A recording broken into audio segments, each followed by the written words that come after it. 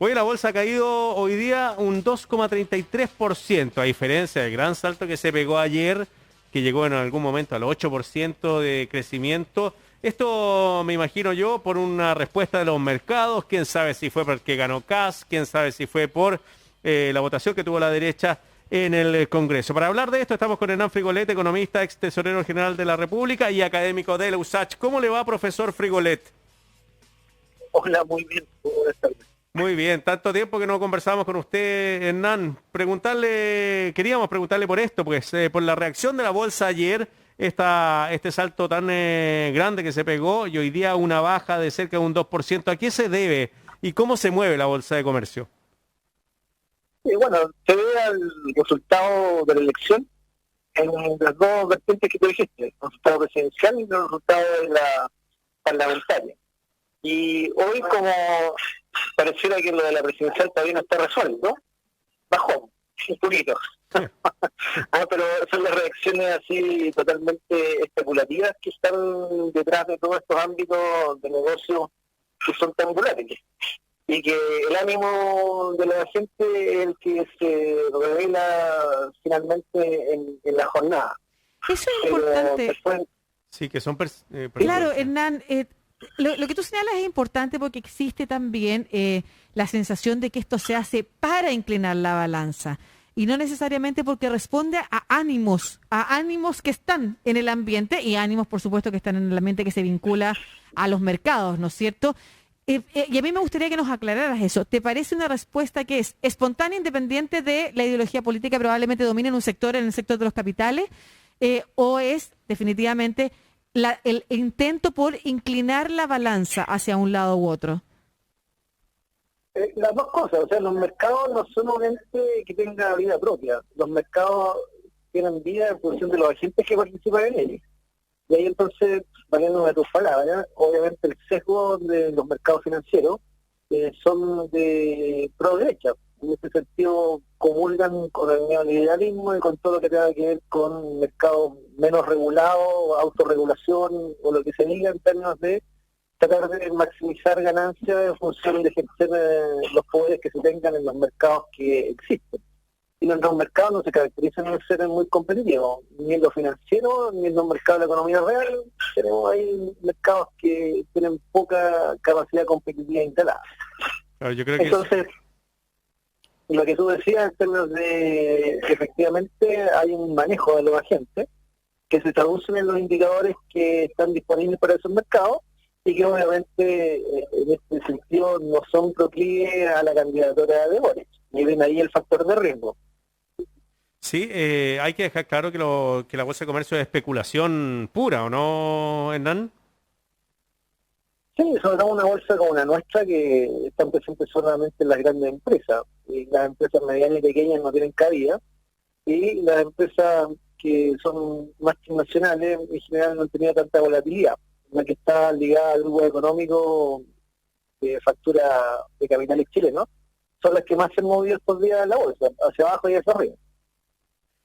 Ahora, ¿por qué la composición del Congreso? Porque se ha dicho que por una parte es lo presidencial, que es como lo más evidente, pero la composición del Congreso también le significaría este grado como de optimismo a los mercados. Porque en el Senado hay un empate técnico, por lo tanto cualquier modificación concentrada en lo que cualquier modificación tributaria necesita ser aprobada por el Senado y ahí hay que negociar, porque el empate técnico no permite aprobar la ley, no hay mayoría simple. Entonces, finalmente, para los mercados eso es, entre comillas, tranquilizador, porque va a obligar a negociar antes de que los proyectos entren en la Cámara. Estamos conversando con Hernán Frigolet, académico de la USACH, ex tesorero general de la República. Mire, informa Diario USACH en este momento que ahora Yana Proboste anunció su apoyo a Gabriel Boric en segunda vuelta. Hernán, hay muchos nombres que están rondando para integrarse al comando de Gabriel Boric. Andrea Repeto, Landerreche. ¿A usted le parece que era uno de las patas cojas del programa de Gabriel Boric, su programa económico, que necesitaba tal vez gente más, entre comillas, conocida dentro de él? Bueno, yo creo que ahora hay que incorporar la experiencia de ejecución de política. porque ya tenemos claro la restricción que hay en el Poder Legislativo, y eso obviamente no es menor desde el punto de vista de repensar el programa económico de Boric. Claro, como que efectivamente conociendo cuál es el escenario, qué es lo que efectivamente se va a poder hacer, las promesas de aumentar X puntos del PIB, 8, vamos a tener que empezar a podar ese programa, algo que efectivamente se pueda realizar. Además, con lo que usted decía, Hernán, la visión de la experiencia en política pública, más allá de buenas ideas que pudieran parecer para algunos de los académicos o académicas que estaban detrás del programa de Gabriel Boric. Ahora, volviendo al tema de la bolsa y las reacciones durante estos días, ¿significaría eso que si se sostiene este escenario, que nos muestra un escenario al menos para los 4 años que vienen distinto, ya lo acabamos de conversar, ¿no es cierto? Obligados a negociar, a moderar intenciones de uno u otro lado, porque hay un empate técnico al menos en el Senado. ¿Significaría eso que estos números, si se sostienen, pudieran revertir escenarios inflación? Indudablemente, bueno, partamos con lo último. Lo de la inflación es un problema que va más allá de la cosa electoral. Tiene que ver con la pandemia, la crisis a nivel global. Estamos importando inflación, Estados Unidos está con un 6% de inflación, Europa está con un 4%, hasta los chinos están con inflación. Entonces nosotros en la economía abierta estamos importando una buena parte de eso. Y otra parte es interna por las restricciones de oferta que hay, sobre todo en algunos servicios que están con aforos reducidos. Bueno, y ni hablar de las tarifas de transporte aéreo, que son las que explicaron prácticamente el 80% de la adhesión del IPC de octubre. Entonces, el componente inflacionario tiene algo, pero bastante débil en términos de la incertidumbre que pueda presentar la elección política. El resto, obviamente, está todo dependiendo de esta incertidumbre que se deberá resolver en la segunda vuelta. Una vez superada la segunda vuelta, esos niveles de incertidumbre probablemente van a estar más instalados, en términos de tener una bolsa que va a evolucionar en forma bastante débil. Y desde el punto de vista financiero, probablemente las tasas de interés sigan elevadas y obviamente todo lo que tenga que ver con acceso al crédito de consumo, también en ese sentido no vayamos a esperar tasas de interés muy bajas. Pero eso se tiene que ir resolviendo en la medida que la conducción económica vaya plasmándose con claridad y en términos de darle un impulso. Tanto Boric como Jasna Proboste plantearon un programa que tenía un componente de reactivación no menor. Yo creo que eso debería ser una buena señal para el mercado si es que la ejecución se concentra fuertemente desde las políticas públicas en sacar adelante ese plan de reactivación. También de las reformas que hay que hacer para financiar un programa de esas características. Claro. Hernán, José Antonio Casa ha dicho, por lo menos hoy día la UDI, a través en Radio Cooperativa, Felipe Salaverry dijo que la UDI no está disponible a una rebaja de impuestos, sobre todo en esta situación que está viviendo el país, que eso habría que revisarlo muy profundamente en cuanto se haría, pero que a primera vista no están de acuerdo con una rebaja impositiva. ¿A usted le parece que eso es correcto lo que plantea en este punto la UDI? Sí, bueno, siempre las propuestas de reducción de impuestos eran brutales en el programa de gas. Bajar el impuesto corporativo de 27 a 17, prácticamente se dejaba sin pago de impuestos a las pequeñas empresas y se rebajaba el IVA. O sea, todas las fuentes de recaudación principales bajaban sustantivamente y podíamos tener una reducción de la recaudación en torno al 20% de lo que es hoy día. Y si rebajan la recaudación en un 20%, está obligado a recortar el gasto en un 20%. Y probablemente eso generaría un quiebre político ciudadano de marca mayor, porque ahí serían muchos los programas que habría que dejar sin financiamiento y por lo tanto sin que puedan ser ejecutados.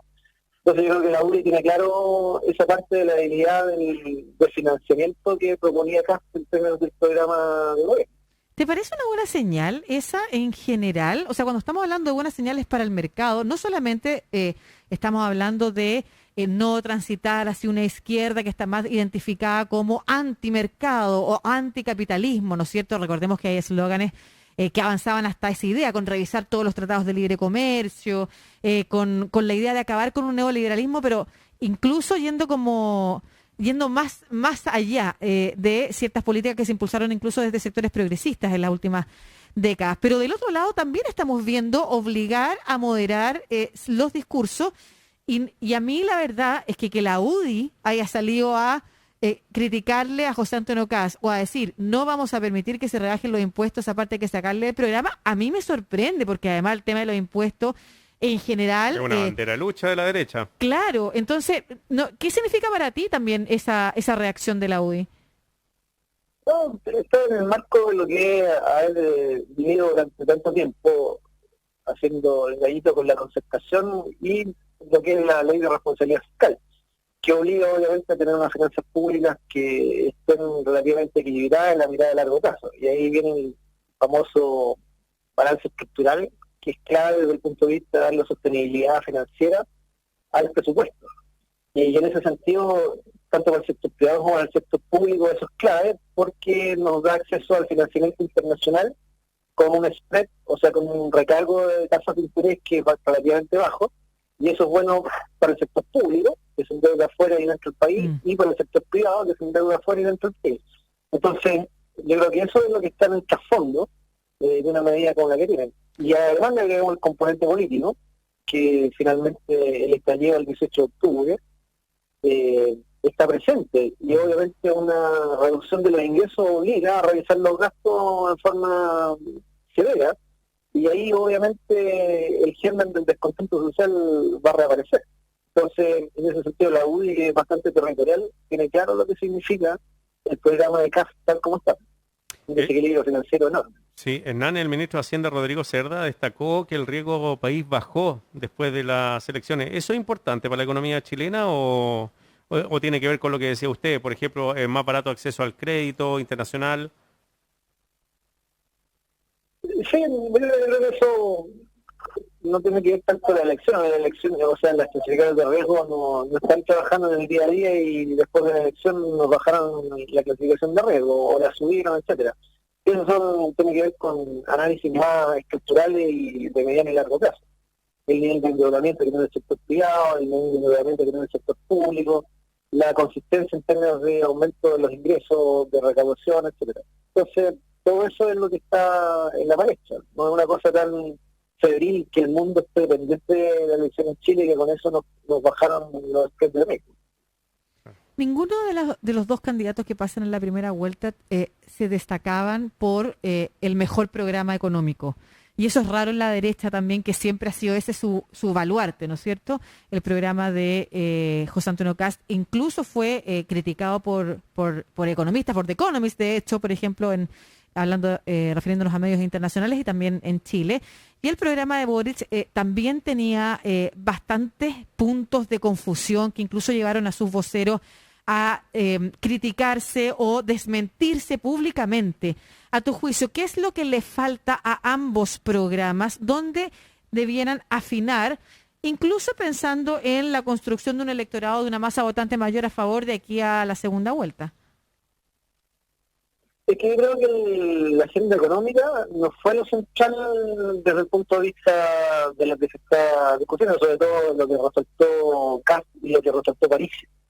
Ellos están en otros temas que probablemente eran más prioritarios para la ciudadanía, o por una parte de la ciudadanía. El sector, todas las regiones del norte, está claro que el tema económico no era el prioritario, eran otros temas, la migración, la seguridad. Esos son temas que están bastante más ponderados por la ciudadanía que el tema económico, o cuál es el programa tributario, si las finanzas aunque públicas... no cena, porque si en el norte votaron por Parisi, que lo que representa a él es este profesor de economía que tenía en su programa incluso las clases de educación financiera, que el programa de Boric quiere rescatar. No sé si todo lo económico no era importante para un grupo que anteriormente votaba por la izquierda. Sí, pero en general está en términos de cuáles son los servicios públicos que tienen que estar, y el tema migratorio también está presente ahí en términos de, no directamente, pero indirectamente sí, en términos de los efectos que eso causa, sobre todo en el norte, en términos de empleabilidad, de situaciones que tienen que ver con desarrollo de las familias, etcétera. Entonces, son temas que están más allá, donde la economía es un tema, pero hay muchos otros que están de relieve en cada una de las candidaturas. A Boric obviamente siempre se le atacó porque obviamente una propuesta que eleva fuertemente la carga tributaria tiene un componente de que hay que resignar utilidades para pagar más impuestos. Entonces, eso estaba en la base del ataque, por eso los ataques a Boric se concentraban en eso. No así tanto acá, en términos de su programa económico, que era bastante más desastroso que el programa que plantea Boric, que siempre mantuvo una estabilidad y sostenibilidad de las finanzas públicas en términos de mantener que si iban a aumentar el gasto, había que aumentar las fuentes de recaudación en forma permanente. Entonces, partiendo desde la lógica más básica de una sostenibilidad fiscal, el programa de Boric era bastante más congruente y consistente que el programa de Kast. Muy bien, pues Hernán Frigolet, ex tesorero general de la República, académico de la USACH, ¿no lo han llamado de ningún comando todavía, Hernán? Bueno, todo eso está en proceso. Ah, muy bien. Denos la noticia a nosotros primero, pues. Sí, pues. No, y en eso son muy orgánicos. Entonces, el PS está haciendo todo su institucionalidad pertinente. El presidente ya le dio el apoyo a la candidatura de Boric en segunda vuelta. Y hoy se junta la comisión política, tengo entendido, y bueno, ahí se dará el pase para que los equipos técnicos también nos incorporemos y estemos trabajando poco a poco para lo que viene con mira a la segunda vuelta. Muchas gracias, Hernán Frigolet, ex tesorero general de la República y académico de la Universidad de Santiago. Un abrazo, buena tarde. Chao. Igualmente, que estés muy bien. Chao. Ahí, ¿viste? Sacamos noticias. 13:56 Se minutos. está conversando. Llegó la hora de despedirnos. Bueno, recordemos que Hernán Frigolet estaba detrás del programa económico de Paula Narváez. Sí.